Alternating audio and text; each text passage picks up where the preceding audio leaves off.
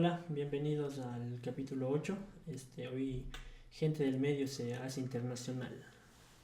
Y bueno, quiero presentar a nuestro siguiente invitado. Es un tipógrafo crack y viene de la República de la Argentina. Y ahorita la tiene presidente a Milei. O sea, no sé cómo. Podemos preguntarle tal vez si es que nos metemos políticos o no, pero bueno, doy la bienvenida a Ramón Núñez. ¿Cómo estás? Todo bien, gracias por la invitación. Un gusto estar acá. Primero, más que nada, Rama, como dije, vienes de Argentina. ¿Qué tal? ¿Qué tal Cuenca? No sé si conociste otras ciudades. Sí, tuve la oportunidad de conocer Quito. Bueno, Guayaquil por motivos de que uno aterriza ahí y embarca ahí. eh, y bueno, y por acá por la zona de Cuenca no mucho más, la verdad. Voy a ver si puedo antes de volverme ir a la costa, pero sí, Cuenca fue el lugar donde más estuve, va a ser un año ahora, así que sí, ¿Qué tal? ¿Qué tal el clima de Cuenca? ¿O qué te gusta? hermoso, sí, bueno, cuestiones geográficas, realmente muy, muy lindo, muy novedoso para mí, porque yo vengo de un lugar que está al nivel del mar y hay muchos humedales, entonces encontrarme con este clima es realmente hermoso.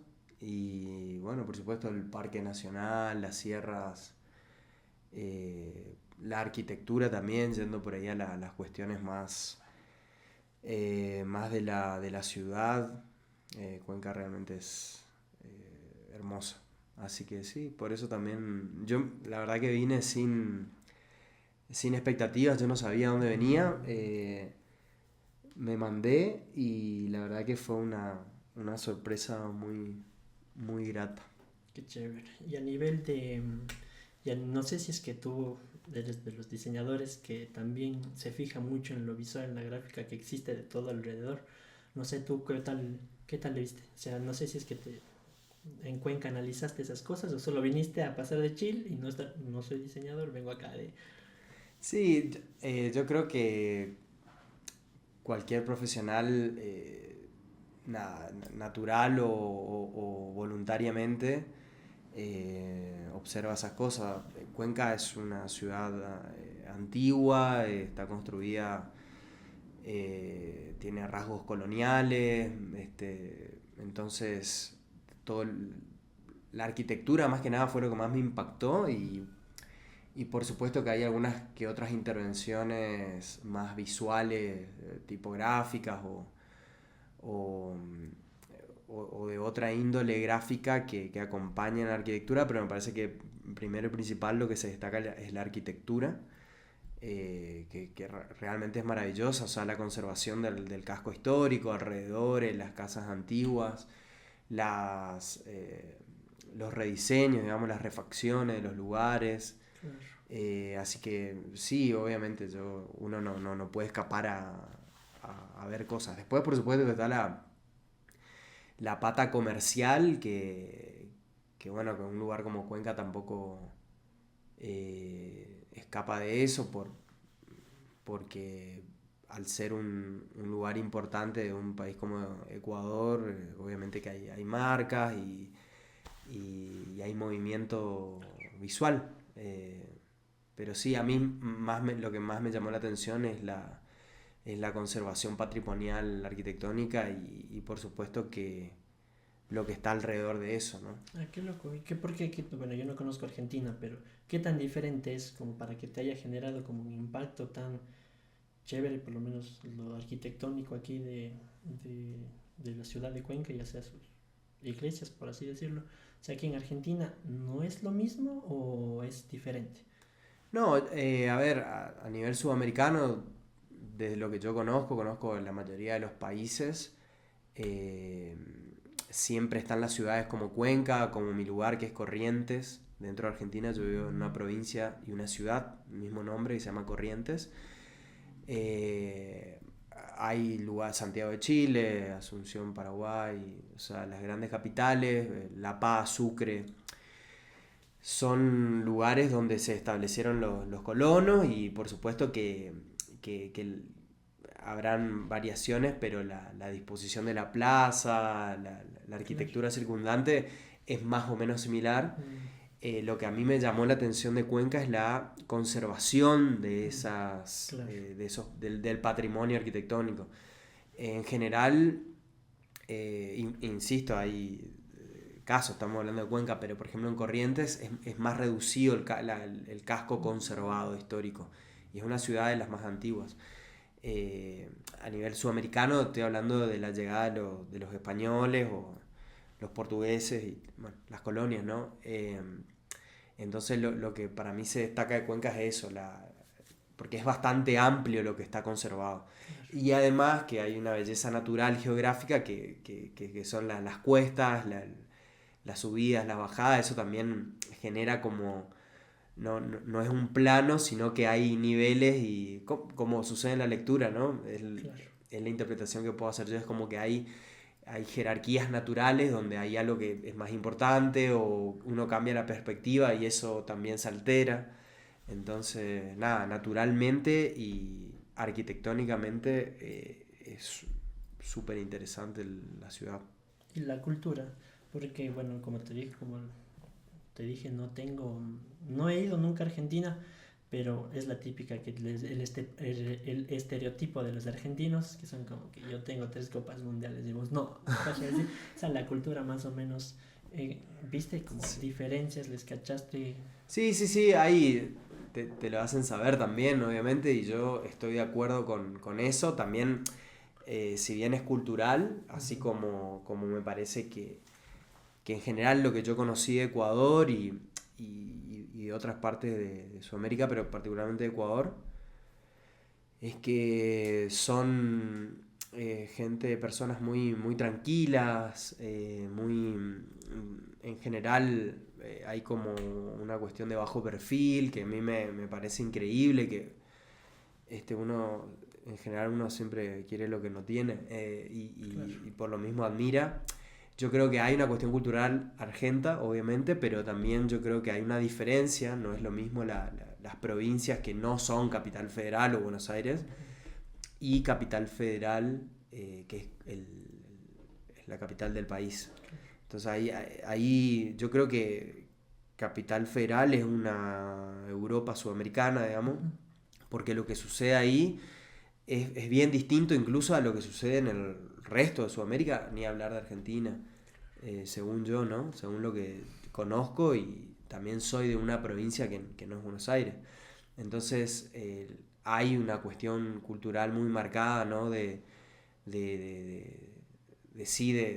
imponerse, pero bueno, eso también se explica por el choque de culturas, es decir, Argentina tiene 3 olas migratorias muy importantes, la llegada de italianos en los puertos de Buenos Aires, eso también, ¿no? La cultura tana, bastante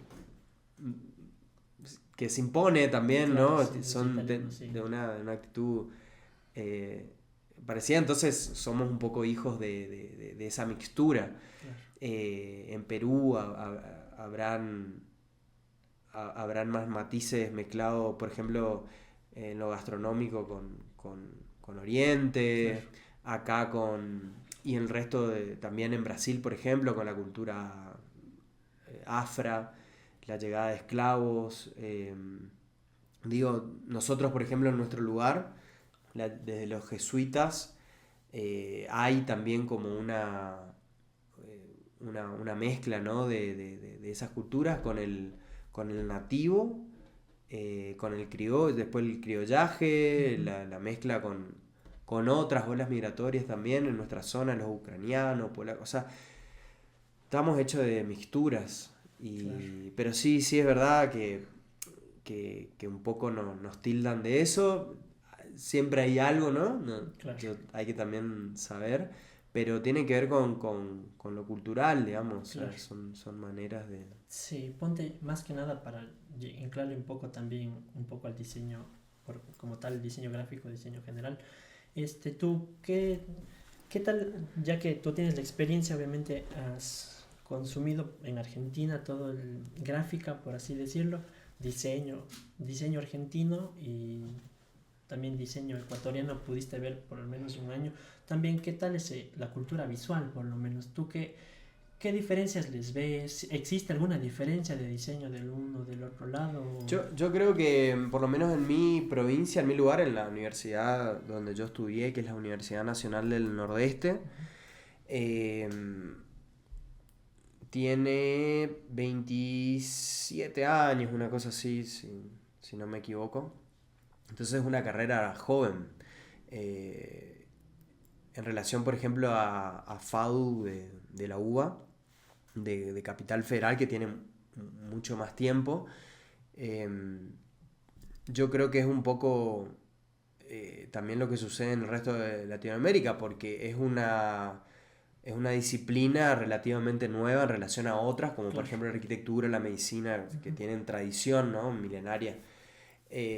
Y nosotros somos jóvenes en relación a esa disciplina, y dentro de la disciplina no es lo mismo, por supuesto, estudiar en grandes urbes, en grandes centros masivos, como puede ser Capital Federal en Buenos Aires, o no sé, en Río, en Brasil, o en Colombia.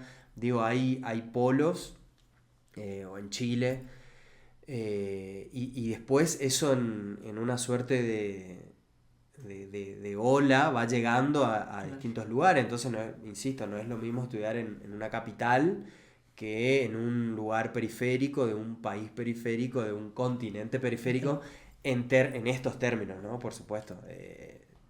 Entonces, somos jóvenes en la disciplina, y yendo a tu pregunta, por supuesto que eso se ve, no es lo mismo el diseño aplicado y el ejercicio del diseño y el contacto con colegas y lo que hay alrededor de una disciplina en una gran ciudad, que en otras de menor escala.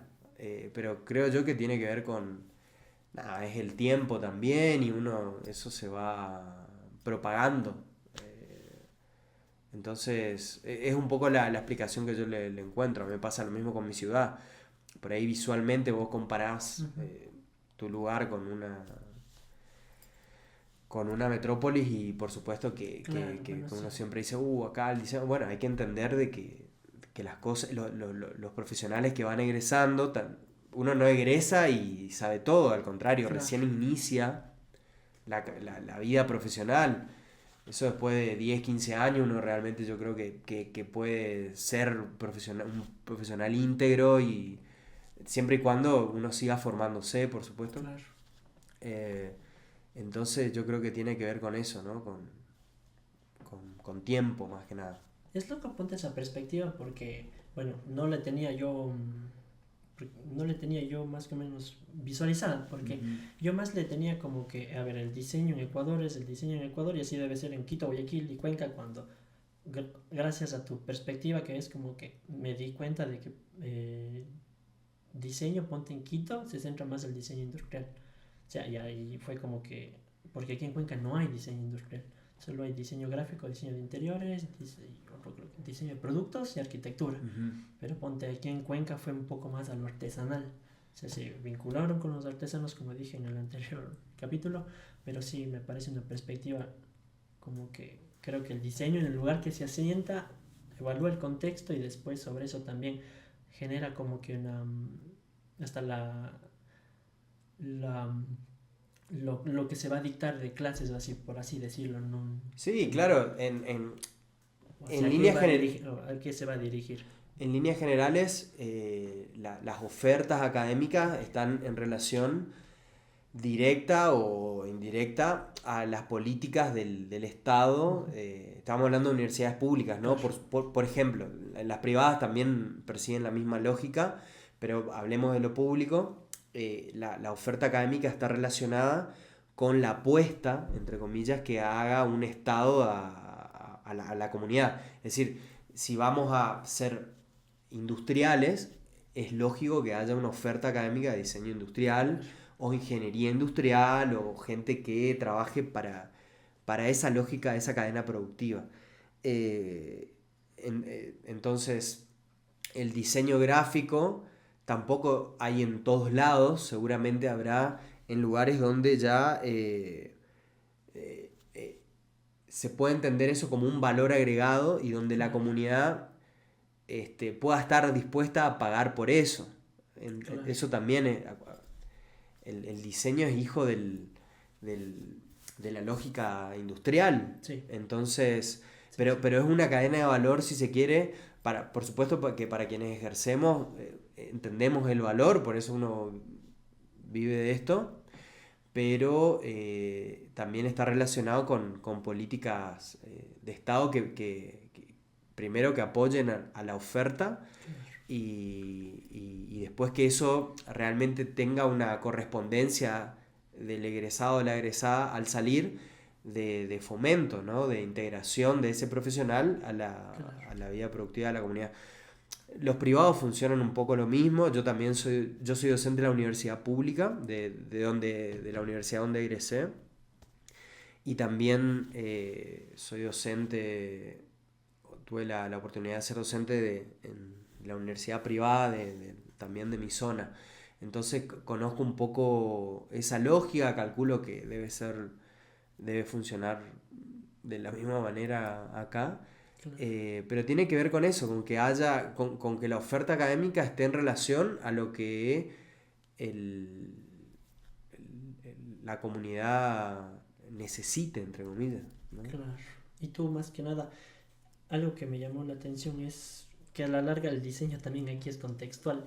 Y tú como profesor, como has sido profe en Argentina, ¿tú cómo le ves el diseño allá? ¿Cómo ves que apunta, hacia dónde va, hasta dónde se proyecta el diseño como docente y también ya sea como tipógrafo también?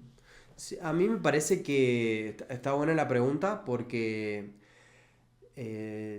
ya siendo estudiante, estoy hablando, yo egresé en el 2012, me recibí en el 2012, ya siendo estudiante en los últimos años yo empecé a dar cuenta que se hablaba ya de una disciplina general de diseño, no fragmentada. De hecho, nosotros tenemos el hábito por ahí de la fragmentación, un poco por ser hijos de esta lógica separatista Sí, occidental que tiende a fragmentar todo. A mí, en ese caso, por supuesto que para un abordaje inicial en cualquier cosa me parece interesante verlo así, por una cuestión de facilidad, ¿no? La separación de paquetes de cosas, sí, pero no es cierto que funcionen así los sistemas abiertos, sociales, donde nosotros nos desenvolvemos. Está más desde un punto de vista visual, yo creo que tiene que ver más con un entramado de nodos que se conectan y están en convivencia. Pero yo creo que el diseño, volviendo a la idea, debiera ser visto como una disciplina, ¿no? que se encarga de acercar los deseos de las personas que conforman el proyecto. Puede ser un cliente o no, claro. un comitente, puede ser alguien con un interés determinado que quiera plantear alguna situación a mejorar, algún producto, algo que no existe. Siempre nosotros trabajamos en ese espacio, ¿no? Borroso de no saber qué va a suceder, cómo lo voy a hacer, de qué se trata en esta situación, cuál es la situación inicial, cuáles son los parámetros que uno tiene que tener en cuenta, ¿no? Sí. Eso es súper loco como uno como diseñador aborda los proyectos. Claro. Entonces para mí tiene que ver más con eso, ¿no? Con una mirada integral, no separatista, sino más bien conjunta, amalgamada, que funciona de manera interrelacionada. Y entonces en esa línea, sobre todo ahora con el avance de tecnología, que estamos como todo también, ¿no? Súper, no sé ni qué palabra usar, pero como impactados, sorprendidos por las cosas que se pueden hacer con la inteligencia artificial, pero para mí el desafío justamente está en poder proponer algo que no proponga la máquina, ¿no? O sea, Sí. y ahí yo creo que hay mucha tela para cortar si entendemos a la disciplina como una manera de proceder, digamos, y que por supuesto uno a veces actúa un poco de gestor más que de ejecutor. Uh-huh. Entonces yo creo que quien diseña es es un poco un director de orquesta, ¿no? Es bueno, hay que lograr este sonido, con estas características, ¿no? Esta Claro. obra determinada. ¿Qué instrumento necesito? Bueno, necesito un cello, un arpa, no sé, un acordeón. Convoco, si yo ejecuto algún instrumento, bueno, saxo alto voy, lo Claro. pongo, y voy construyendo, ¿no? Voy elaborando, atando nodos, atando cabos y tratando de llegar a ese objetivo. Entonces yo creo que el diseñador, la diseñadora, eh, hacen eso. Sí, Entonces sí, sí. hay que ir un poco más hacia lo metodológico, me parece a mí, que históricamente creo que, por lo menos a mí las experiencias que a mí me han tocado, creo que somos un poco vagos en lo que tiene que ver con lo teórico. Y para mí es una pena porque en realidad cualquier disciplina para sobrevivir, sobre todo en este contexto actual, hace bastante tiempo, pero hoy el conocimiento que prima y que rige un poco la lógica del funcionamiento de las cosas Claro. es el conocimiento científico. Entonces, debemos teorizar sobre lo que hacemos. Tiene que haber ese pivoteo entre lo Sí, que uno hace, lo que uno dice, porque de esa manera se construye teoría. Teoría no para que esté grabada en piedra, sino para que esté ahí a disposición de ser refutada. Y de esa forma ir nutriendo nuestra profesión. Es decir, poder trabajar con más entereza, con más herramientas. eso me parece súper loco porque yo digo por poco ya puñito porque pienso exactamente lo mismo. Yo, bueno, hablaba siempre con mis profesores o con algunos invitados del podcast y primero lo que se repite es que muchos diseñadores están metiendo a la IA, o sea, como una herramienta y se habla un poco más, o sea, ya el diseño está hablándose también con la IA. O sea, tiene esa vinculación, pero también yo comparto mil veces lo que dices porque me parece muy interesante del diseño teórico.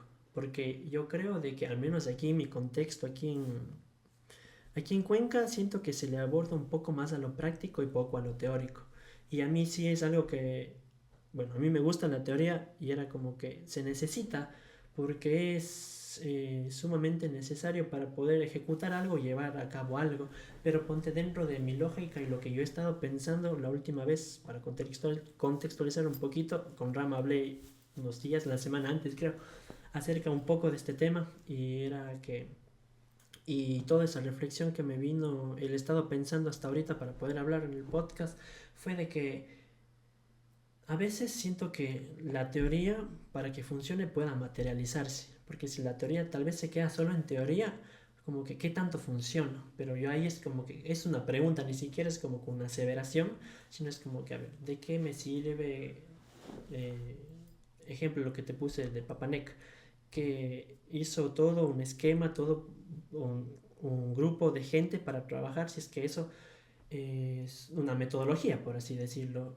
Pero si es que eso en el mundo laboral o en el mundo como que el diseño para afuera y fuera de la academia no funciona, entonces ¿qué tanto funciona? Porque para mí era como que necesitas un sociólogo, un psicólogo, un diseñador industrial y más cosas y eso ponte en el ámbito como que ya laboral, o sea, al menos por ahora no hay cómo porque no se paga el diseño como yo creo que se debería pagar aquí en Cuenca. Pero, Sí, bueno, varias cosas. En primer lugar, yo tengo la idea de que teoría y práctica en realidad son dos caras de una misma moneda. ¿No?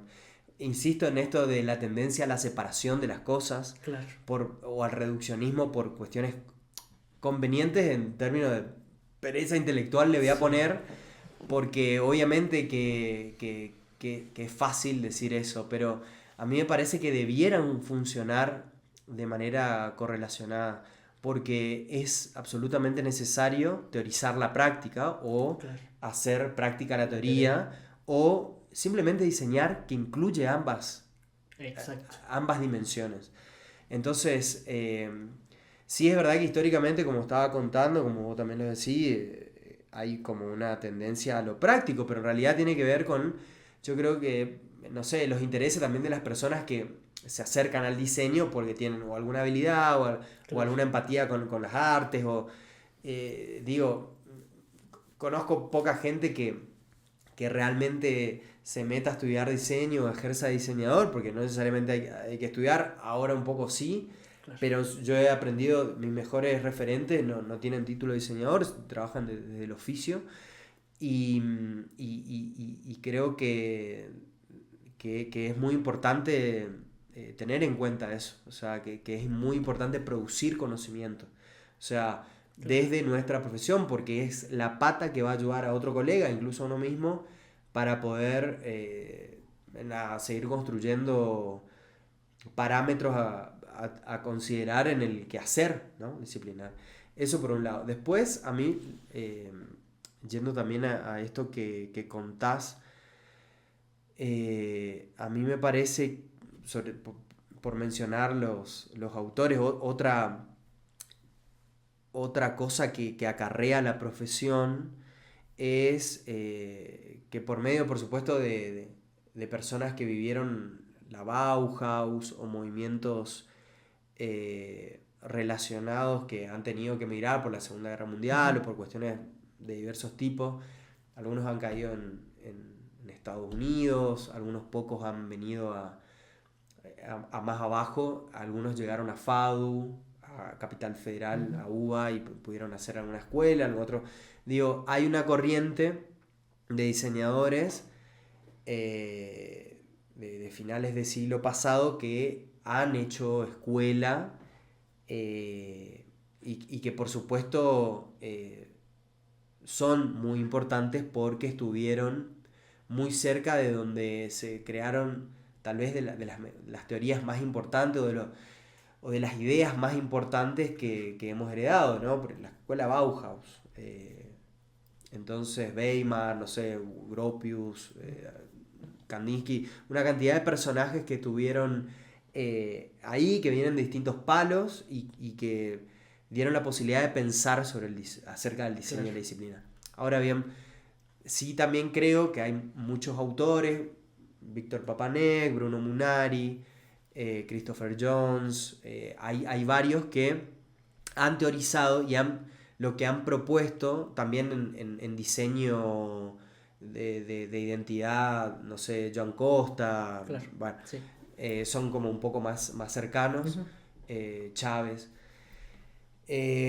Sí, lo que a mí me parece, y es un poco lo que nosotros en la cátedra a la que pertenezco, que se llama Metodología de la Ciencia Aplicada al Diseño, lo que intentamos proponer o discutir es justamente estas ideas que nos parecen que están un poco fuera de órbita, es decir, que pertenecen a una época y a un lugar diferente y que no da cuenta de la realidad bajo los parámetros que tenemos en este momento. Hoy vos hablabas de lo contextual. No hay diseño y no hay investigación que no sea contextual. Si no es contextual es otra cosa, porque la investigación y el diseño es situado. O sea, es decir, yo trabajo con parámetros concretos de este momento y de este lugar. Entonces, lo mismo pasa con estas ideas, que yendo un poco a lo técnico, no sé, nosotros el otro día estábamos hablando de la receta de arroz de Bruno Munari, que es como súper conocida y memorable porque intenta explicar a través de un paso a paso de, ¿no?, cómo cocinar arroz verde. A través de un paso a paso, él va haciendo una analogía con lo que él entiende que es el proceso de diseño, ¿no? La situación inicial, pongo arroz y eso significa busco los elementos del caso, hiervo, pongo acelga, espinaca, y lo compara con hacer bocetos y hasta que llega a un resultado que es el arroz servido en el plato, y él dice la solución, o sea, problema y solución.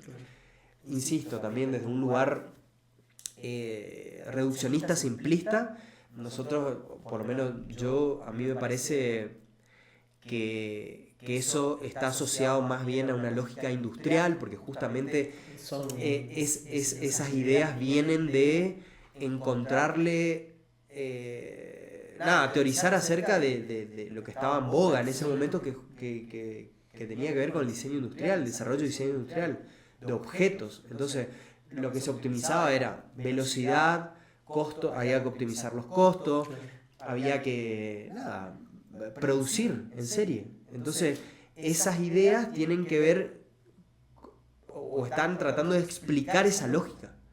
Pero si lo comparamos con lo que realmente sucede en el proceso de diseño, está muy lejos. Porque si fuera una receta, te la paso a vos o a cualquiera y sería replicable. Entonces yo estoy en contra de la idea de que si algo se replica es diseño. No, es una réplica. El diseño justamente requiere de elaborar soluciones en base a los parámetros propios del caso. Claro. Digo, hay algunos parámetros que son un poco más duros, más rígidos. Por ejemplo, si es lo que hablábamos también, si yo tengo que generar una pieza que se va a reproducir en tal medio digital, bueno, tendré que averiguar cuál es la resolución, cuáles son las medidas, en qué tiempo, qué formato. Digo, todas las características, y eso representan parámetros duros, rígidos a los que yo me tengo que supeditar. Ahora hay otros parámetros que son absolutamente blandos, borrosos. En general, el proceso de diseño es un proceso borroso, porque uno va negociando todo el tiempo con situaciones y con intenciones también, y con maneras, y con jeites, y con caprichos, y con muchas cuestiones, en un entorno cultural, social, donde uno no puede poner cualquier cosa porque eso debe responder a las lógicas propias, o sea, comunicar. Entonces tampoco es cualquier cosa, tiene que responder a ciertos requisitos y parámetros. Entonces el desafío de quien diseña es justamente ir conectando todo eso, ¿no? Es loco porque le cacho que es como que el diseño siempre pone en crisis al propio diseño. Es como que bajo la lógica que tú lo explicaste ahorita, es como que sí, el diseño funcionó, o al menos esa teoría de diseño funcionó para ese contexto, ahora necesitamos otro contexto. O sea, se debería a cada rato estar escribiendo, hablando sobre diseño, cuestionando el diseño y tal vez dando gracias a los conocimientos previos para de esos conocimientos cogerles, aplicarles a contextualizarles y escribir sobre diseño, básicamente. Y es algo que yo justamente le preguntaba siempre a mi profe, que es Ana Tripaldi. Ella era como que ella también le gusta todo esto de investigación en el diseño, y ella era como que una vez me explicó de que todas estas enseñanzas es como que siguen estando y pueden ser aplicables al contexto con el conocimiento aplicable a este contexto, pero es como que siempre poniendo en crisis y también como que sabiendo entender el contexto. Pero yo lo que ponía en crisis mucho es como que yo no sé si es que en Ecuador llegó este conocimiento, al menos fuera de la academia, se quedó solo en la academia, se quedó como que clases de diseño teórico y nada más. Pero cuando se va de la academia y se va a aplicar en el ámbito laboral, ya se deja de lado el diseño como disciplina, pero se va al diseño, bueno, el diseño afuera también trabajando para publicidad, también es la disciplina del diseño, pero ya no pierde como que ese enfoque teórico para la propia disciplina. Yo algo que cuestioné bastante también fue como que, y le hice una analogía a mi profesor, que era, a ver, si es que en medicina se centra los estudiantes de medicina estudian medicina como tal, ya después ellos se especializan en lo que ellos quieran. Porque pero en la disciplina de la medicina se ve medicina, la teoría de medicina, todo eso, pero en diseño ya como cuando se bifurcan, que yo tampoco estoy de acuerdo con que el diseño, como que sea diseño gráfico, diseño de objetos y diseño de productos, yo creo que debería ser un diseño general. Se debería, como igual que en la medicina, que se enseñe diseño y después tal vez si quieres hacer una maestría en algo especializado, yo creo.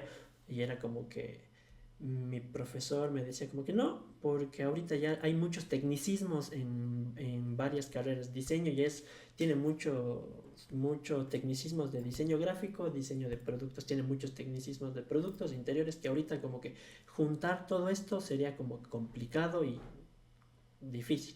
Pero yo era como que, y yo dije, o sea, creí esa parte de ahí también, pero a la larga siempre me estoy cuestionando, pero es que como que yo antes también creía esto de Bruno Munari, de cómo hacer la metodología, de cómo hacer como... Yo lo decía, yo lo tenía así como persinarse, así que era ley, y total, me dijiste tú la anterior semana, y dije, chuta, pero es que es verdad, porque yo cuando escuchaba a Papanek también era, pero eres diseñador industrial, o yo soy diseñador gráfico, o sea, ¿qué de esos saberes qué puedo traer hacia acá, hacia lo gráfico y qué no? Y es como que, chuta, o sea, ¿qué se puede hacer? ¿Qué se puede? Pero sí es básico como que escribir de diseño, porque yo es lo que decía, que se necesita contextualizar también, porque yo no puedo hablar del diseño argentino, yo puedo hablar del diseño ecuatoriano, pero eso más sesgado el diseño de Cuenca, por así decirlo. Y es como que tener esta otra lógica y esta otra perspectiva de tú como docente, que es como que no, o sea, está bien el conocimiento, pero se pone en crisis porque el conocimiento tiene que seguir creciendo, o sea, el diseño tiene que seguir generando nuevas soluciones para las problemáticas actuales. Pero... Sí, y también hay corrientes de pensamiento, Sí. y eso es muy valioso. Yo estoy parado en un lugar que piensa de esta manera, Claro, hay gente que se vuelca más hacia el pensamiento positivista, claro, más vinculado a las ciencias duras, donde 2 más 2 es 4 y bueno, yo creo que eso en el diseño no es posible porque nosotros nos manejamos dentro de la ciencia social, entonces pensar con la misma lógica de las ciencias duras es un peligro, porque no funciona así, por lo menos, incluso dentro de las ciencias sociales la disciplina del diseño tiene sus características totalmente genuinas y particulares. Entonces, y asimismo, dentro de la disciplina hay corrientes de pensamiento también. Así como hay corrientes de pensamiento filosófica dentro de la ciencia, claro. también hay corrientes más conservadoras o más arriesgadas o que proponen cosas más border en el diseño. Claro.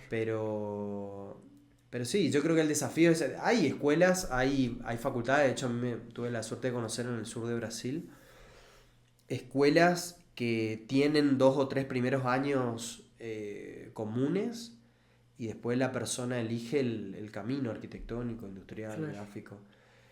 Sí es verdad que hay tecnicismo y que hay particularidades, o sea, es decir, hay diferencia entre quien diseña espacios, quien diseña objetos, quien diseña algo visual. Hay tecnicismo, pero sí es verdad que el trasfondo es un tronco común. Sí. Un tronco común que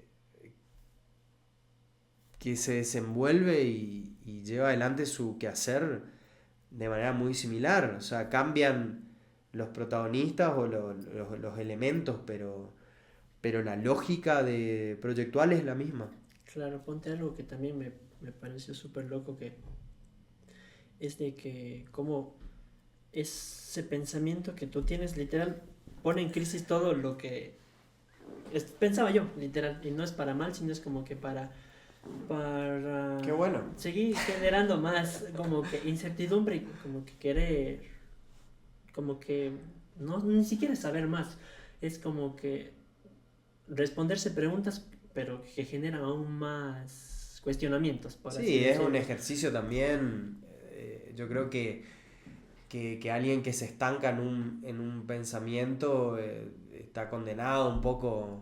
Un sistema que no se mueve, que no cambia, es un sistema muerto. Claro, El desafío para todo, incluso fuera de la disciplina, es justamente preguntarse, entrar en crisis, porque vivimos en un entorno dinámico. sí, De la única constante es el cambio, entonces quien más maneje o quien mejor administre eso, el cambio, yo creo que tiene siempre más oportunidades de sobrevivir genera herramientas y anticuerpos para, claro, sobre todo nosotros que vivimos en Sudamérica, creo que tenemos una ventaja natural de claro. estar todo el tiempo haciendo lo que podemos con lo que hay. Claro. Yo creo que esa es nuestra bandera. Yo estoy un poco orgulloso de eso. De hacer lo que uno pueda con lo que se tiene. Es decir, es un desafío, porque incluso en lugares donde pueden llegar a haber recursos, por supuesto que uno siempre se está midiendo con las mejores escuelas de diseño, esto que te pasa a vos. No sé, yo estudié, tuve la suerte, el privilegio de haber estudiado con un amigo, Santiago Calle, socio de Numeral Estudio, un estudio súper importante acá de Cuenca. Por él vine un poco porque terminamos de estudiar la maestría en tipografía en la UBA, esto es 2023, y bueno, el cambio de gobierno, llegó Milei, todo mal, y dije, bueno, ¿a dónde voy? ¿Qué sé yo? Dije, bueno, ojo, acá hay también un gobierno de derecha que está... Pero no tan heavy, creería yo. Que sí, que tiene sus contras, por supuesto, pero bueno, fue el causante un poco de venir. Y, y nada, me encontré con esa situación, ¿viste? De tener que proponer constantemente y estar abierto al cambio. Es decir, necesariamente tenemos que ir por ese camino, ¿viste? De ir reinventándonos, de ir reformulando lo que hacemos, ir conectando con gente.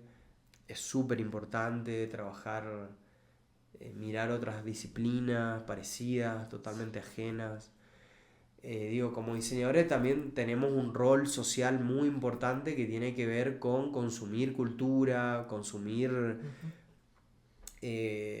política, con consumir conocimiento académico, con consumir gastronomía, arte, todo lo posible. Hay que ser una suerte de esponja porque nos toca lidiar en general con proyectos variopintos. Entonces, si bien uno, llegado el caso, convoca al que sabe, pero es verdad que uno tiene ventaja si más o menos puede tocar de oído algo. Entonces, cuanto más conocimiento y contacto tengas con lo que está pasando, con la actualidad local y global, mejor. O sea, yo creo que para quien diseña es hasta obligatorio, porque somos unos filtros culturales, sociales, de un momento, de una época. Y tenemos que, para poder interpretar la época, con todo lo que eso significa, es carísimo. Nada, hay que ejercitar eso y sí, es difícil, hay que estudiar, hay que estar atento. Sí, la verdad pienso igualito, sí, terriblemente igual, así, porque me llama mucho esto de estar siempre con los ojos abiertos a todo, porque yo creo que el diseño, este, siempre creo que cuando hay un cambio social, un cambio político, un cambio económico, un cambio cualquier, de cualquiera de ese rubro, o sea, el diseñador con los ojos bien abiertos nota el cambio y eh, puede como que ya sea teorizar o al menos pensar acerca de esos cambios y qué es lo que puede hacer. Hay un diseñador, Lorenzo Shakespeare, que dice que el diseño no puede cambiar el mundo, no puede hacer mejor el mundo, pero sí, siempre puede hacerle un poquito mejor. Es como que te da, al menos a mí me da esperanzas y me da como que como tú dices, una obligación también desde el sentido de siempre estar explorando el contexto de varios preámbulos y como que siempre tener ya sea una opinión, pero también es algo que yo siempre digo a Natalia y a mis otros amigos, al socio, al Nico, es de que, o sea, siempre el diseño puede hacer algo en puede ser un factor de cambio, ya Sí, sea por supuesto que sí. por su lógica de pensamiento, por así decirlo, porque también nosotros, como tú dices, también materializamos cosas. O sea, también tenemos una idea que tal vez no existe o cogemos referencias de todo lo materializamos y qué te digo. voy a algo muy básico y muy sencillo, hacemos un logo, hacemos una tipografía, o sea, creamos algo, contextualizamos algo y sí, es algo que me llama mucho la atención y también quería también preguntarte que si es que tú hoy día tuvieras que hablar y escribir de diseño, ¿de qué fuera? Porque me llama... Bueno, de esto, de los factores de cambio, de los granos de arena que uno puede aportar. Me gustó esta idea que dijiste de factor de cambio o de posibilidad de cambio. De hecho, está totalmente vinculada a mi idea acerca de la disciplina y esto que te comentaba hace un rato de la diferencia con pararnos desde un punto de vista positivista o fenomenológico. Digo, el positivismo surge un poco de esta idea del científico observador que describe, ¿no? Claro. Entonces hay una concepción de que la persona y el mundo son cosas y entes separados. Uno no puede intervenir, o sea, el que investiga es un agente que simplemente describe y busca la respuesta hasta encontrarla. No, dicho muy ligeramente, Claro. ¿no? En cambio, la fenomenología lo que propone es justamente una interrelación entre sujeto y realidad, es decir, ambos están y conviven y son parte de Claro. una misma cosa. Entonces, parándonos desde la pregunta de qué hace alguien que diseña, bueno, evidentemente si yo no considero que lo que puedo aportar puede contribuir al cambio, es decir, si yo no creo que mi acción vaya a contribuir, no hago nada. Claro. Si yo solamente describo la realidad, la observo, por más que haga lo que haga, eso no puede influir y la realidad no puede ser intervenida por el sujeto, Claro. no tiene sentido mi quehacer profesional. Por eso hablo de la raíz filosófica, ¿no? O sea, yo creo que vivimos en un mundo constante, donde la constante es el cambio, digamos, Claro. o sea, un mundo dinámico, formamos parte de él y lo que nosotros hacemos, lo que nosotros producimos, los artificios que logramos crear, por supuesto que van a incidir, no es que pueden, inciden, poco, nada o mínimamente, pero algo ocurre, ¿no? Aunque sea de mal ejemplo, van a estar ahí. Claro. Pero, por supuesto, y dentro de esa lógica, la voluntad, ¿no? de aportar desde algunas aristas. Por ejemplo, hoy te mencionaba que estudiamos con Santiago en la maestría en tipografía en la UBA, y obvio que mirábamos, no sé, La Haya, no sé, otras universidades del mundo donde también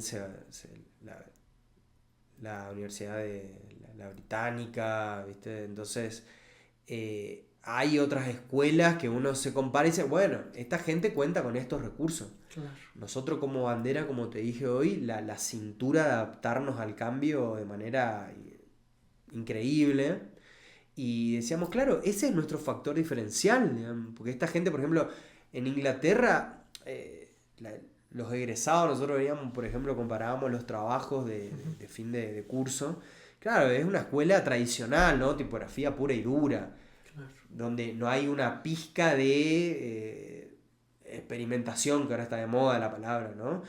Trabajan ahí con los mismos conceptos tradicionales, o la mayoría, de la disciplina tipográfica. Por ejemplo, La Haya, bueno, ahí sí es como una escuela súper más que rosa y está a la vanguardia y propone y se corre de los límites y es un poco hasta nada, como rebelde en términos gráficos y obviamente que todo lo que hacen es visualmente revolucionario. Y bueno, después estábamos nosotros que decíamos, claro, tenemos un poquito de todo, porque justamente por mixtura tenemos un poco de lo tradicional, también hay una búsqueda de identidad visual sudamericana, ¿no? De la disciplina también hay una búsqueda, y también tenemos esto de la picardía sudaca, ¿viste? Que tiene que ver, insisto, con la capacidad de adaptarnos al cambio, que por ejemplo comparábamos culturas allá, tradicionales, estoy generalizando, ¿no? Pero con las culturas tradicionales de colegas y de comunidades, no sé, las alemanas, la suiza, que son gente que por ahí el cambio les puede significar mucho. Claro. Que vienen replicando cosas y son comunidades y sociedades mucho más estables. Claro. En varios términos, ¿no? En general. Nosotros acá lidiamos con muchísimas cosas, todo el tiempo cambia. Todo el tiempo cambia las variables económicas, por supuesto las cuestiones industriales, la incertidumbre generalizada. Entonces, nada. Igual es, insisto, una lectura súper ligera y así de café, como haciendo de cuenta que nadie nos escucha, pero... Claro. Pero también me parece loco, súper loco, porque yo literal solo tenía 3 vertientes, que es como que el diseño como factor político. Porque siento también. Porque yo siento que es muy... Todo es político para mí también. Claro, sí, también. En el sentido de que una acción no debiera ser inocente. Exacto. O sea, si uno es consciente de lo que hace, impacta, vuelvo a la misma idea. Exacto. Si uno es consciente de que lo que hace impacta en la comunidad, bueno, cualquier acción no debiera ser a tontas y a locas, sino debiera estar acorde a una línea de pensamiento, desde mi punto de vista, necesariamente comunitaria. Sí. Yo tengo que pensar que eso va a mejorar o cagarle la vida a alguien. Sí. ¿No? Si se me permite el término a esta hora de la tarde. Ahorita ya los niños ya tienen que estar durmiendo. No, pero no, me parece... estoy de acuerdo, la verdad es como que es lo que necesitaba oír, porque como te decía, era como... ponía en crisis muchas cosas, porque sí, toda acción tiene un acto político, y era como que yo me preguntaba, porque o sea, el diseño nace desde un lado también capitalista. Sí. Pero cómo hacer como que del diseño hacerle algo más descapitalizar lo capitalizable, pero a lo que yo voy y el contexto de aquí, o sea, no quiero hablar porque ya me han dicho que siempre no tengo que generalizar, siempre estás generalizando mucho, y es como, okay, no voy a generalizar, pero es como que aquí siento que el diseño, y está bien porque hay que comer, que se va de la mano con lo publicitario, pero el diseño va más allá. O sea, el diseño también puede como que tiene bases políticas y tiene bases, como tú también dices, sociales, a los cuales como que si yo hago, ejemplo, una gráfica, creo que para mí hacer gráfica, por así decirlo, post para redes sociales es algo que puede hacer un diseñador, pero no es lo que puede ser lo más elemental del diseño, por así decirlo, que hay algo más allá, que aparte de lo teórico, es algo como que una trascendencia de solo hacer gráfica en mi lado del diseño gráfico, sino también ser responsable con lo que uno hace y también tener en cuenta nuevos factores. Ejemplo, a mí me pasaba que era como que tienes que hacer 5 fotos, 5 posts y tienes que buscar a personas, y dentro de mi pensamiento era como que, a ver, no voy a poner solo hombres, voy a poner mujeres, voy a intentar hacer, porque a mí es algo que dije en el podcast anterior, era como que a mí me rayo un poco de que no tengamos un banco de imágenes de aquí de Latinoamérica, sino todo saquemos de otro lado, o sea, que te dio gente europea y todo eso. Para mí era como que yo lo hacía, pero yo criticaba esa forma, porque es como que, o sea, esa persona es, de ejemplo, de Inglaterra, no es esta gente de aquí, o sea, ¿cómo vamos a ofrecer algo académico o que la gente venga y consuma cuando es una persona de afuera? Sí, es como sí, que genuinamente era como que ya, pero entonces anda a tomar una foto y darte esos plazos, como ir a tomar una fotografía, saber qué fotografía tomar, es lo como tú dices, tal vez es como que la vagancia, por así decirlo, de los diseñadores, tal vez por así, que es como que cógete una imagen de ahí, ponla ahí y ya listo, pero tal vez como que puede tener una responsabilidad mucho más grande también. Sí, por supuesto. Como en cualquier lado, cada uno elige el profesional que quiere ser. Claro. Depende de cada quien. Uno, no sé, uno es responsable de eso. Entonces, y hay de todo, como estábamos hablando, hay muchísimas corrientes de pensamientos, claro, de pensamiento y de actuar. Entonces, cada uno toma postura. Sí. A mí particularmente, por supuesto, que los referentes que tengo... tanto en la disciplina como en otros aspectos de la vida, Ujú. tienen que ver con personas con coraje, que proponen, ¿no? Que se animan, que disrumpen, que incomodan desde la pregunta, desde la propuesta. Esas son personas que para mí valen la pena eh, considerar, qué sé yo, también por empatía. Pero siempre encuentro más interesante escuchar a alguien que, que toma postura y Claro. plantee las cosas desde un lugar que alguien que, que no. Claro, sí, más que nada, ponte a mí también me resuena un poco de cuando hablamos de cosas técnicas del diseño, ejemplo, como los, ay, se me fue la palabra, justo de la, ponte, la semiótica. Ponte a mí, cuando se habla de semiótica, siempre veo como que, para los presidentes hay que comunicar cómo un presidente debe moverse, cómo es muy todo controlado, todo como que para la lógica de consumo, por así decirlo, es muy semiótico todo, es como que Coca-Cola tiene sus comunicadores, sus diseñadores, gente que analiza y siempre aplica la semiótica para que su marca se vea bien, todo eso, pero era como que, ¿por qué? Yo cuestionaba, ¿por qué no se utiliza la semiótica como en algo fuera de lo laboral, lo publicitario, por así decirlo? Y era como que, ¿por qué no se ve desde una lógica más, no sabré si decir, sí, capaz social, como que mostrar más lo nuestro, mostrar nuestra cultura, hacer este tipo de apostar por lo nuestro, utilizar imágenes de aquí, tal vez dejar de un lado, que te digo, funciona, tal vez depende de la marca, digamos, un diseño suizo, por así decirlo, pero realizar como que diseño un poco más latinoamericano, más, Sí, era, pero insisto, insisto en la idea de pero señalar, sí, criticar o hacer. Yo soy claro, más de la idea, porque lo que abunda es lo otro. Yo claro, creo que al contrario es una oportunidad para uno proponer. es interesante, Y de hecho yo, por ejemplo, en el trabajo tipográfico trato justamente de hacer foco en tipografía latinoamericana, claro, para lenguas originarias latinoamericanas, donde vos, ahí está el grano de arena, ¿no? Bueno, voy y el set de glifo final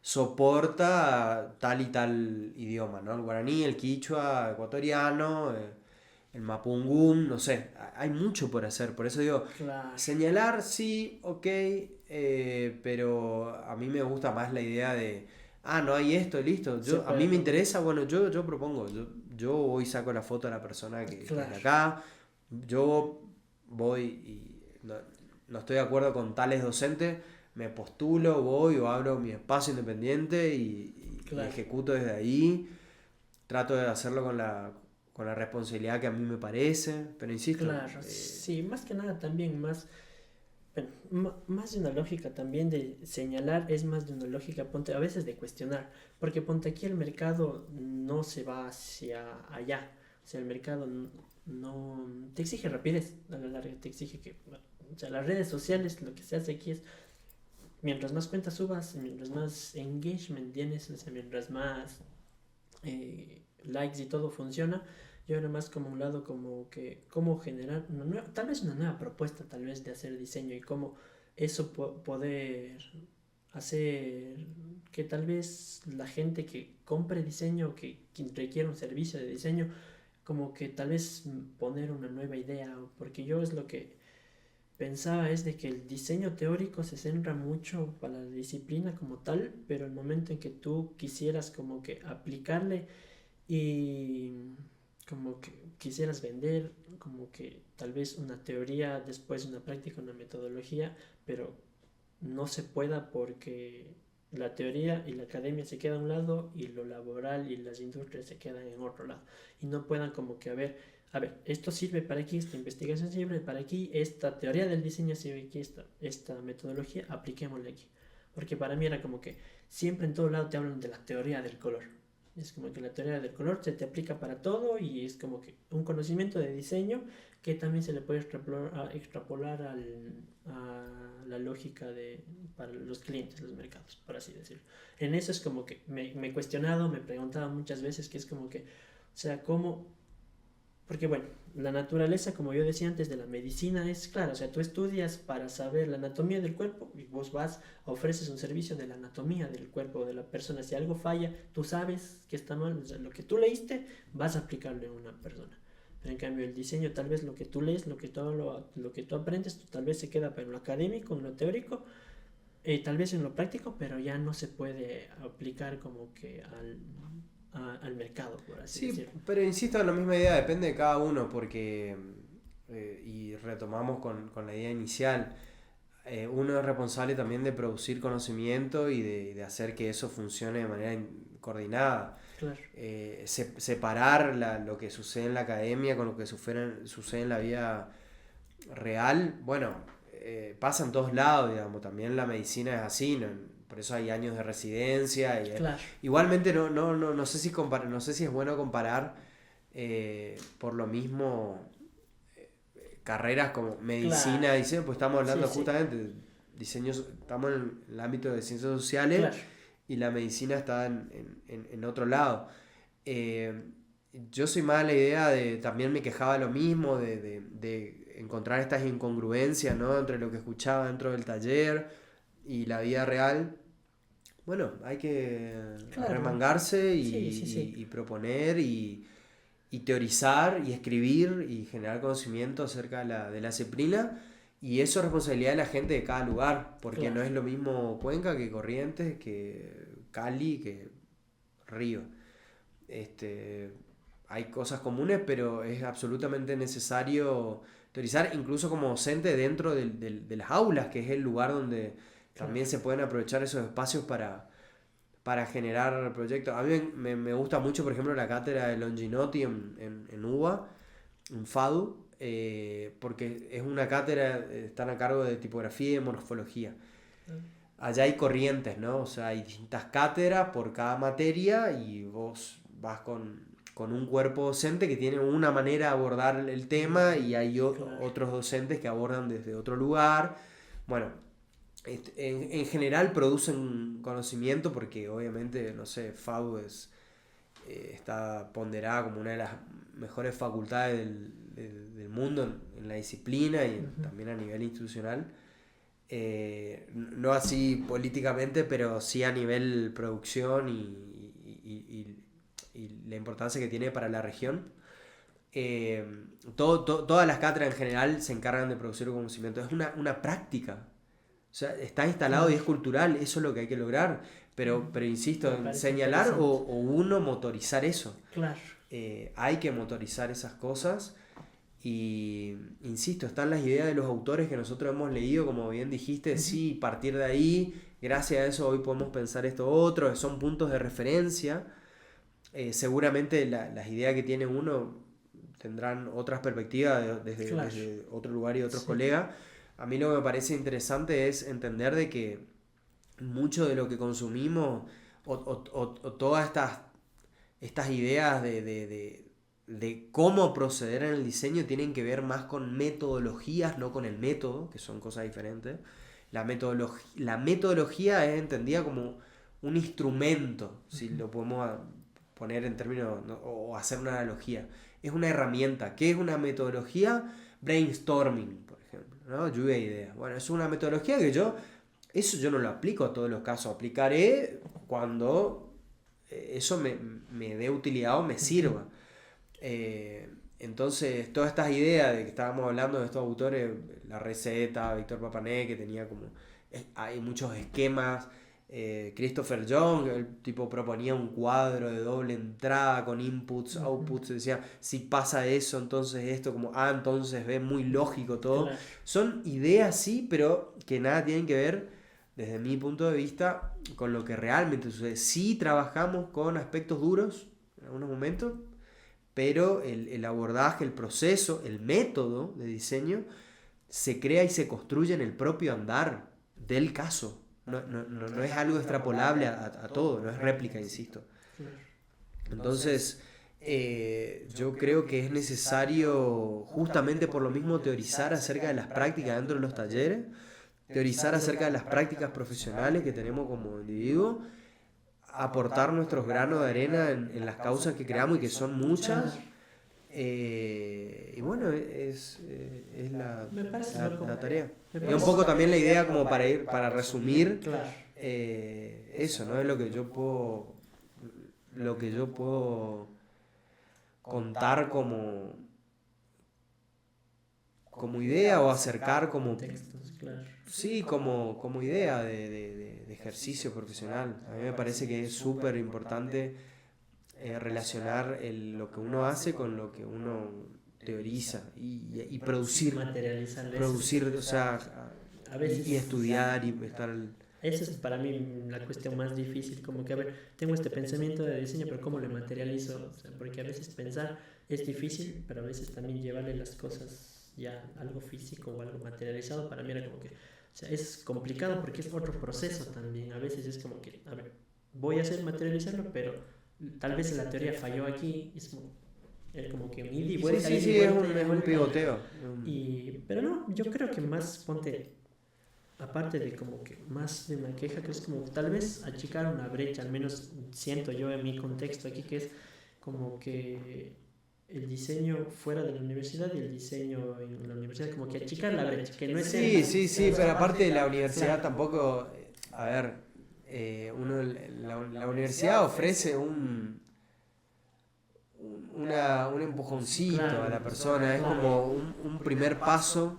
Después depende, de insisto en la idea de que cada quien es el profesional que elige ser, Claro. es responsabilidad de la persona, digamos, cómo se desenvuelve, cómo actúa, y también como para cerrar me quiero quedar con la idea de que por lo mismo que también mencionábamos anteriormente, hoy con el avance de la tecnología, con que hay cosas que ya resuelve la máquina que antes por ahí resolvía las personas, es urgente que todo esto que conversamos se haga efectivo, porque nos comen los talones las máquinas. Entonces va a sobrevivir el profesional que mejor haga el trabajo y el que tenga más ideas interesantes para proponer y para proponer en la comunidad profesional y la comunidad toda. Claro. No hay otra, me parece. ¿Tú crees que también la IA sí, o sea, sí pone en jaque al diseño, por así No, decirlo? no al diseño porque justamente estoy hablando de que la tarea de quien diseña es situada y nada, seguramente en un tiempo la inteligencia artificial pueda hacer más cosas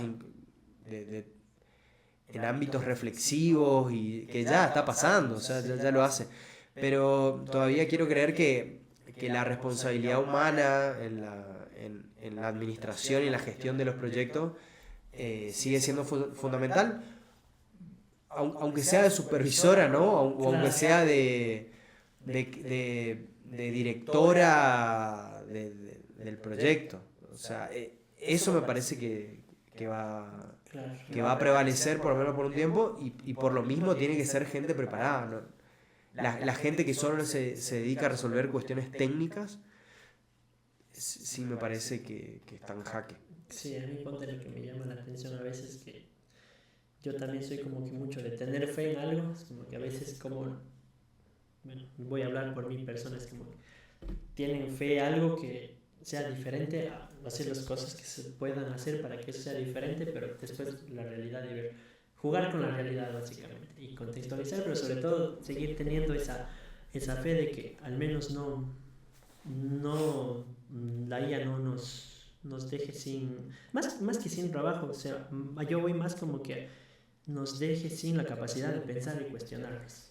A eso más. Sí, Ese es mi mayor bueno, miedo. iremos viendo, la verdad que no tengo respuesta, no tengo idea que puede llegar a pasar, todo es muy vertiginoso, pero toca y son las reglas de la época y bueno, hay que lidiar con eso.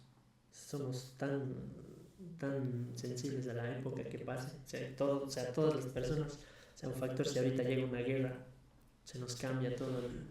Totalmente, bueno, Y vivimos es terrible. en un contexto de cambios, así que bueno. Eso, y también quería hablar algo ya, quitándonos un poquito ya de lo teórico, porque es algo que me consume demasiado. Es algo más guiado a la tipografía, porque vi que Ajá. vi que tienes una maestría en tipografía y es como que... Sí, todavía falta la tesis, la estoy haciendo. Sí, el cursado está. Pero también vi tus redes también para poder hoy, bueno, no es una entrevista, espero que sea una conversación más que una entrevista. Sí, es una conversación. Es como que, ¿por qué la tipografía? Porque sí, comentaste que eres profe también, pero ¿por qué la tipografía? No sé muy bien, creo que también lo habíamos conversado, se me despertó el interés por lo tipográfico, tal vez porque estaba un poco en auge en ese momento que me había recibido. De hecho, cuando cursé la carrera me fue mal, repetí, o sea, tuve que recursar tipografía 2, no le encontraba mucho sentido, ¿no? Así que fue después de egresado, no sé muy bien por qué. Pero sí, la cuestión es que tenía muchas ganas de ir a estudiar a Buenos Aires y no podía por cuestiones económicas, entonces empecé de a poco. Fui yendo a tomar cursos que duraban un fin de semana, me podía pagar un hospedaje, un hostel. Empecé haciendo caligrafía con Silvia Cordero Vega. Arranqué haciendo brush pen. Después tuve la oportunidad de irme a vivir unos 6 meses a La Plata y de ahí iba a Capital Federal a estudiar y a hacer talleres un poquito más extensos que duraban un par de meses.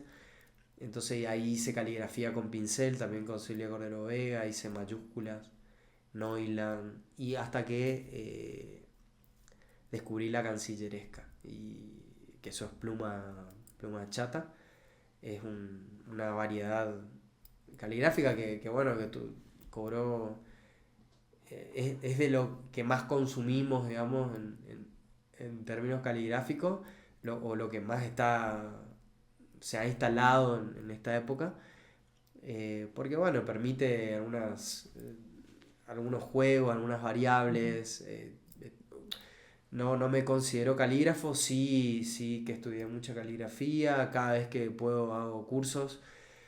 Después también estudié con Betina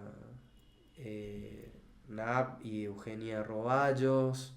En la maestría también ellas fueron las docentes, así que también ahí hubo una base muy buena sobre caligrafía, que bueno, es fundamental para quien hace letras. Empezar por la caligrafía es esencial. Y después hice algún taller con Paula Rodríguez, también de diseño tipográfico, fue mi primera experiencia. Bueno, hoy viendo en perspectiva, son así los proyectos iniciales, un poco no tan agraciados. Claro. Y después empecé a hacer lettering, también empecé a mover como en el mundo de las letras. Entonces, Claro. Sí, el sueño siempre fue hacer la maestría. La maestría en tipografía y en la UBA, la particularidad es que dura 2 años y había que esperar que termine la corte para poder postularse.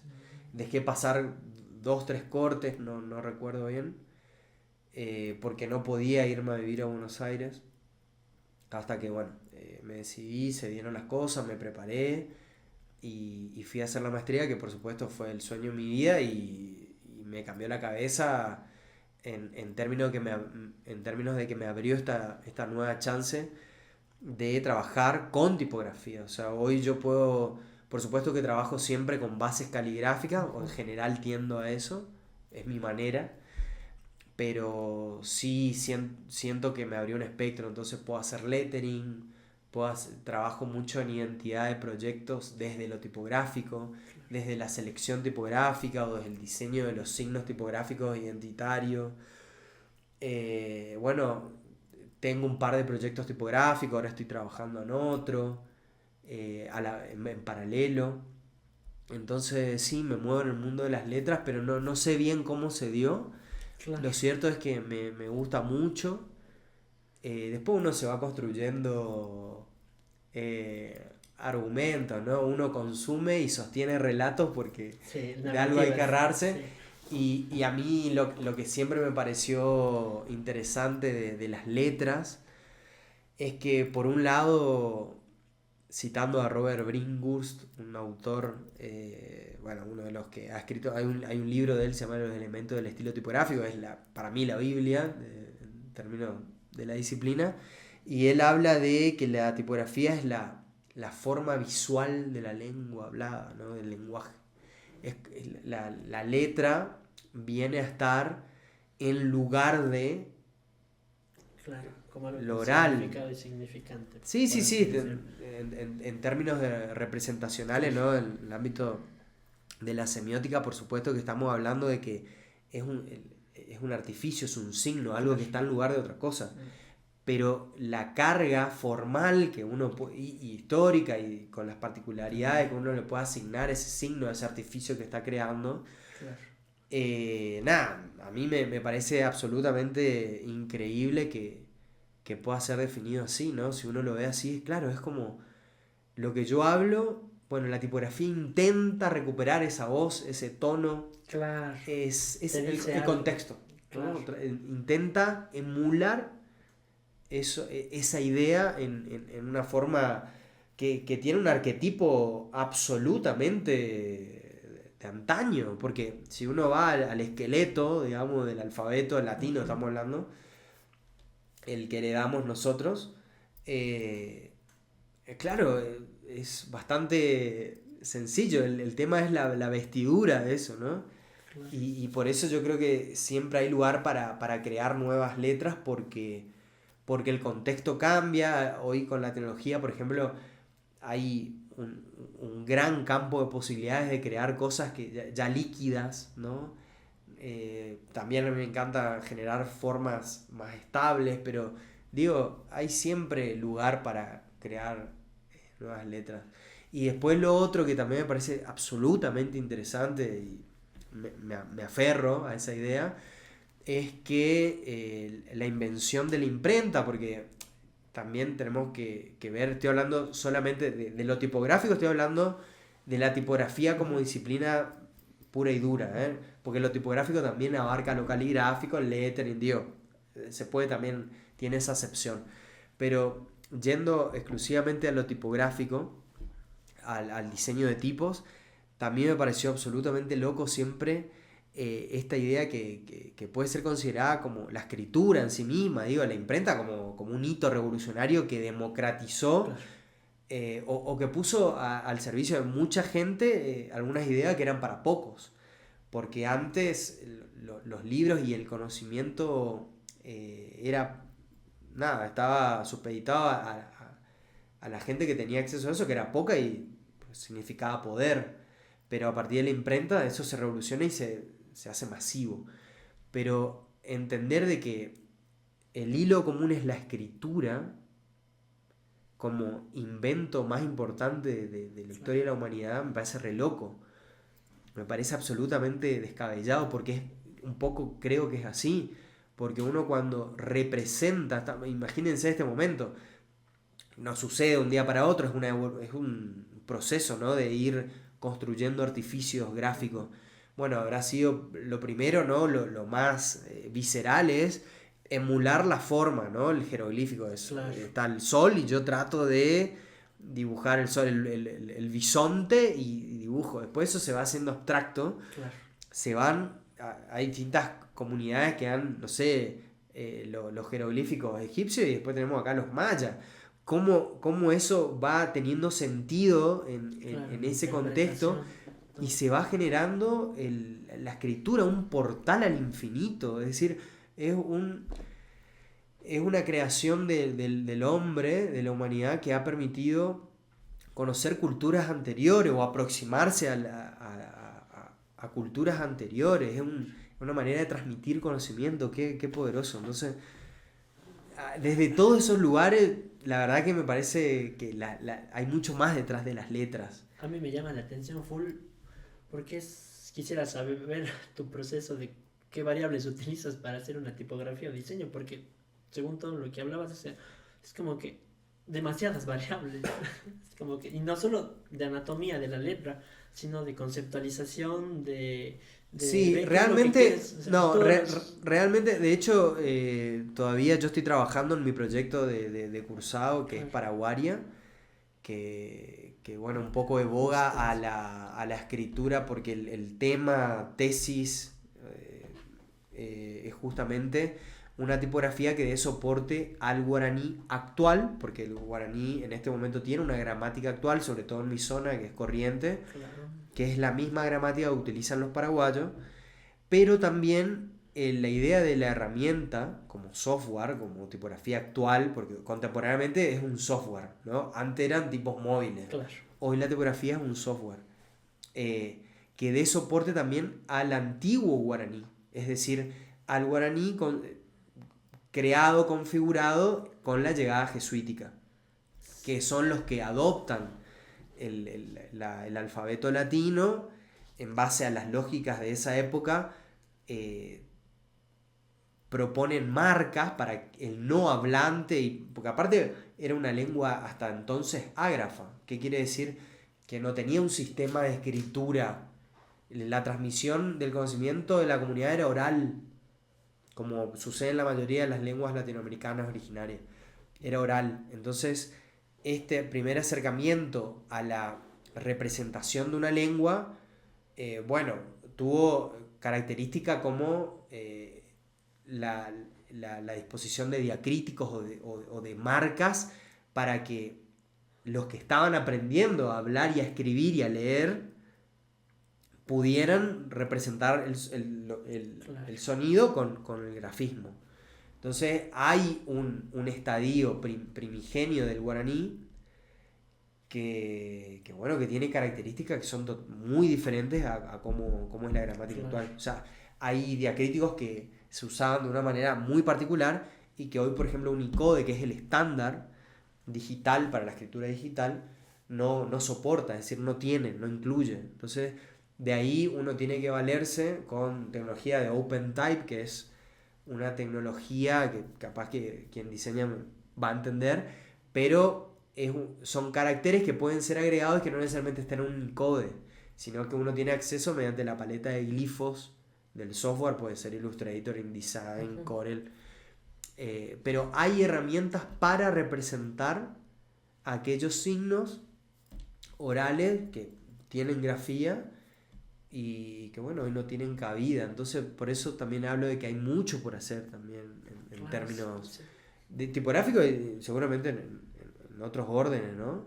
claro. Pero sí, es realmente titánica la tarea Sí, de quien se diseña escucha, tipografía. la Es verdad, titánica se escucha. porque imagínense tener un set de glifos estándar, signos de puntuación, signos, bueno, los números, que originalmente hoy ya están, uno está acostumbrado a ver, pero imagínense que realmente mayúsculas y minúsculas venían de lugares distintos hasta que se, se empezó a hacer convivir eso, los Claro, mismos con los números arábigos, porque los números originales del sistema debieran ser los romanos, que también están, porque acuérdense que las mayúsculas vienen de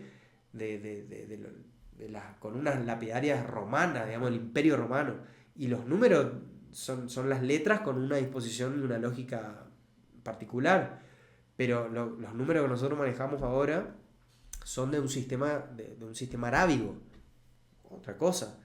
Entonces la historia ha hecho convivir eso mediante lógica, pero cuando uno está construyendo tiene que tener en cuenta eso, porque por ejemplo la pluma en una itálica, la lógica de construcción, estoy hablando de tipografía más tradicional, ¿no? Hay ujú, experimentales que la pluma ni siquiera entra en juego, se construye desde otro lugar, pero yendo a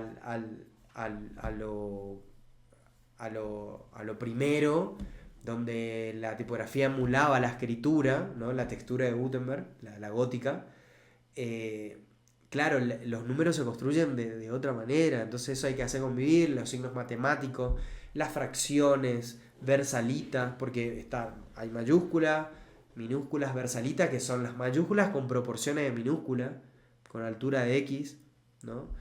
Eso en distintos pesos, cada una con regular itálica. O sea, Depende del espacio de diseño también, por supuesto que hay proyectos con más o menos alcance, con más o menos glifos. Ni hablar si uno quiere tener no sé, un set de dickbands o de flechas o de otros componentes ornamentales. Cada uno de esos tiene que responder a un peso bueno. O lo mismo a funciones. Hay tipografías que son display para texto, para... Qué loco, porque esto hace que me interese más la tipografía, pero hace que no entiendo nada. Yo solo me quedé con la altura de la X y listo, ya. Pero lo mismo, No, lo mismo que estábamos conversando es cuestión de ir involucrándose. Claro. Y... No, de hecho es súper interesante porque justamente es lo que te dije, o sea, me llama la atención de que sepas lo anatómico de la tipografía, pero también cuando en tu proyecto de tipografía, que le ves también la parte funcional, que es lo que prevalece en el diseño, pero o sea, tienes como medido la mayor parte porque tú dices que estás en construcción la tipografía todavía, es como que le tienes medido, es como que todo está, si es que alguien te pregunta, te cuestiona algo, te pone en crisis algo, o sea, puedes como que responderlo, o sea, porque es que tienes como es que pero para... yo creo que justamente el desafío también de quienes diseñamos es eso, ir argumentando, y eso tiene respuesta nada, obvio que hay urgencias, ¿no? Pero tiene que ver con saber dónde estás parado y qué nodos estás tocando. Yo creo que hay que moverse siempre en lo que uno conoce, en lo que uno sabe, y si no sabe, pregunta. Entonces eso le da sustento a cualquier proyecto. Claro. Cuanto más respaldo haya, más sólido se ve y nada, y realmente termina siendo un aporte, o espero eso, ¿no? Yo espero que eso sea un aporte para la gente que quiera escribir en guaraní, bajo las lógicas contemporáneas, porque, por ejemplo, Paraguaria es display en esencia, es decir, está pensada para textos cortos, de alto impacto, es decir, yo estoy pensando en alguien que pueda escribir eso y que se vea cool. O sea, ¿por qué hablar guaraní o escribir en guaraní tiene que estar supeditado a una concepción romántica del originario, en la naturaleza? Sí, todas esas cosas están. Hoy la lengua habita, en el caso del guaraní, ha sobrevivido, pero yo no puedo hablar de algo que no conozco. Claro. Evoco, recupero cosas, las traigo, las interpreto desde lógicas actuales. Eso está pensado para que viva en medios actuales y que algún diseñador que agarre eso pueda tener a disposición la herramienta con lo esperable de un software de esta época. ¿Y cómo logras hacer eso? Porque veo que es ya también un pensamiento de diseño, no solo una tipografía, sino ya un pensamiento de diseño que es como que, a ver, tengo esta lengua, voy a contextualizarle, voy a traerle al contexto y de ahí, de todo este bagaje, voy a realizar un diseño contextualizándole tiene estas necesidades, porque capaz que debes primero identificar necesidades, ver la tecnología que tienes. Por supuesto. No, yo salí de la facultad y lo primero que hice fue empezar a estudiar guaraní. Estudié 3 años, después seguí en otra academia. Nada, mi mamá es paraguaya, guaraní hablante. Siempre tuve una inquietud. Tengo un proyecto vinculado a la cultura y la lengua guaraní de hace 13 años. No es digo, hoy me levanto y voy a proponer algo de esta complejidad, ¿no? O sea, claro, no es lo mismo por ahí un encargo que tendrá otro alcance, pero estoy hablando de un proyecto así, tipográfico, que tenga todas estas aristas. Es un proceso de muchos años. De hecho, yo todavía ojalá que sea más pronto que tarde, pero un par de años voy a estar todavía arriba del proyecto porque los estándares son... Claro, es que me parece demasiado difícil de alcanzar. Porque es como que entender la problemática, oportunidad de entenderle a esa profundidad y tener ese bagaje de conocimiento para después funcionar con las herramientas actuales y tener la lógica, el pensamiento de diseño más que nada para decir que esto como que y también, creo que también humildad, por así decirlo, que es como que esto funciona para ahora, pero puede que cambie y Sí, después no seguro, funcione. obvio, por Es como supuesto. que Y ahí están es... las actualizaciones, o vendrá otro colega y recuperará eso y mejorará. Pero sí, insisto en la idea de compenetrarse, de ser lo más serio posible. Sí, hay que respirar todo. Que Para sí, poder proponer algo, uno tiene que estar empapado absolutamente, dormir pensando en eso, son procesos largos. Estoy hablando de proyectos como este, ¿eh? No estoy sí, no, diciendo no, sí, sí. cada caso es Es particular, que es pero un proyecto proyectos social así, demasiado sí, es enorme, el o sea, proyecto de mi demasiado... vida en realidad, entonces también... Claro, eh, o sea, la verdad es increíble porque, o sea, yo en mi vida creo que pude haber tenido tantas variables y tantas como que puntos de vista a ver, como que traerles esto, como tú dices, nodos, pero para anclar esos nodos hay que saber que existen esos nodos para con que concatenar y que se junten, o sea, debe tener ese bagaje de conocimiento que es como que, pucha, o sea, para mí, o pero sea, sí, pero es un proceso, ¿eh? sí, Tampoco, o sea, no es lineal y por claro, ahí hoy no tengo las ideas que tenía en el momento de haber iniciado y se van reformulando y uno se tiene que permitir eso. Y bueno, esta idea en realidad no era tal y bueno, es así.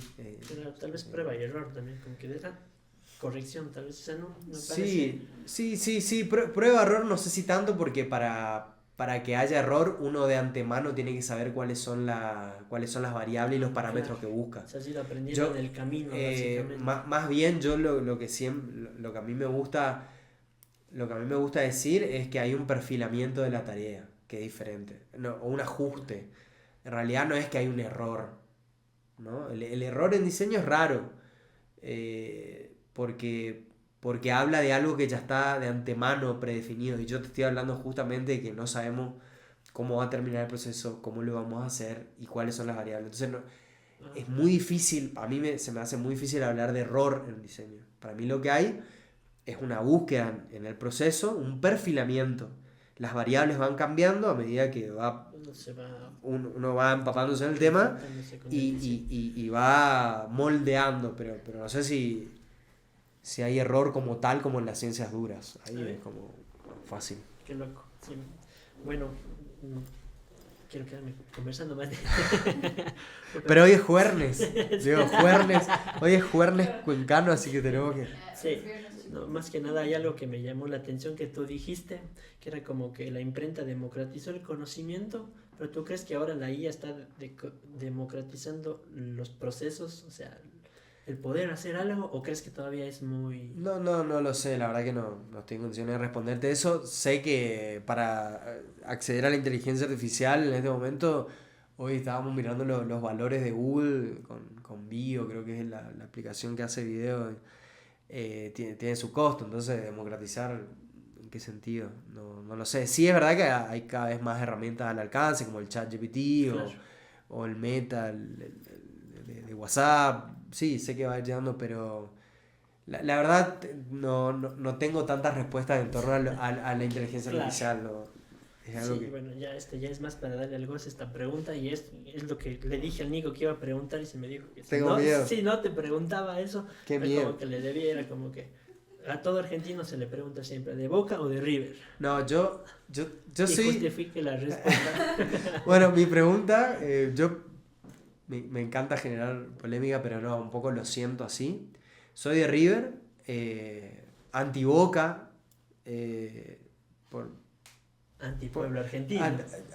no, entiendo que hay detrás de todo, pero sí me pasó, sobre todo en estos últimos años, que yo me autopercibo hincha de River y hincha de San Lorenzo, que es otro equipo. Por el Lo papá. que hay en común es que somos anti-Boca los dos.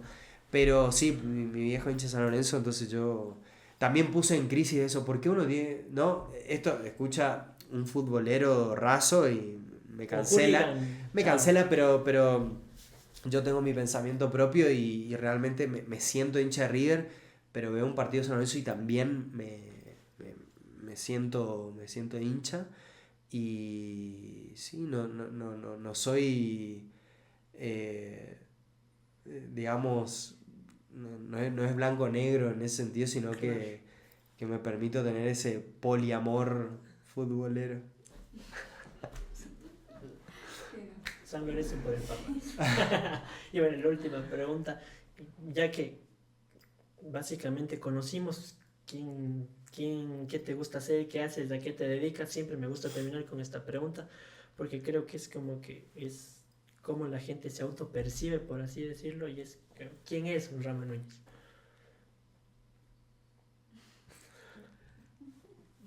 Porque me Nunca hablaste me, de nunca me, tantas... nunca me pregunté, bueno, soy todo eso, qué sé yo, soy todo eso. Sí, es difícil también responder eso pero sí trato en términos profesionales me resulta un poco más fácil responder, trato de ser coherente entre lo que hago y lo que pienso y sí trato de comprometerme con la comunidad en lo que creo que puedo aportar que tiene que ver con todo esto que estuvimos charlando. Eso, sí. De hecho, muchas gracias por pasarte por aquí. Espero No, que gracias. haya sido ameno. Sí, hermoso. Muchas gracias a ustedes por Sí, la... cada vez que tenemos como que... Ya no sé de qué más Gracias. hablar. Pero bueno, para terminar este capítulo, muchas gracias por verlo. Espero que lo hayan disfrutado tanto como yo. El objetivo es seguir haciendo más de esto, de hablar de diseño, porque considero que es bueno criticar, pensar y hablar de diseño y demás cosas también. Pero ese es mi aporte y mi grano a este mundo, creo, considero yo. Muchas gracias por ver y nos vemos en el siguiente capítulo. Chao. Muchas gracias. Gracias. Muchas gracias a ti. No sé qué vas a preguntar. Ahora necesito un vaso de cerveza. Yo también. No, muchas gracias a ti, en serio. O sea, a veces sentía que bueno. era un despropósito hacer esto, pero... No, está bueno. Está bueno y yo creo que por lo que estábamos hablando, es una manera de teorizar, generar contenido, tener registro de personas que están en esta, digamos. Es una manera de aportar al... Sí, Sí, más totalmente. más que nada también es... Escuchar es importante.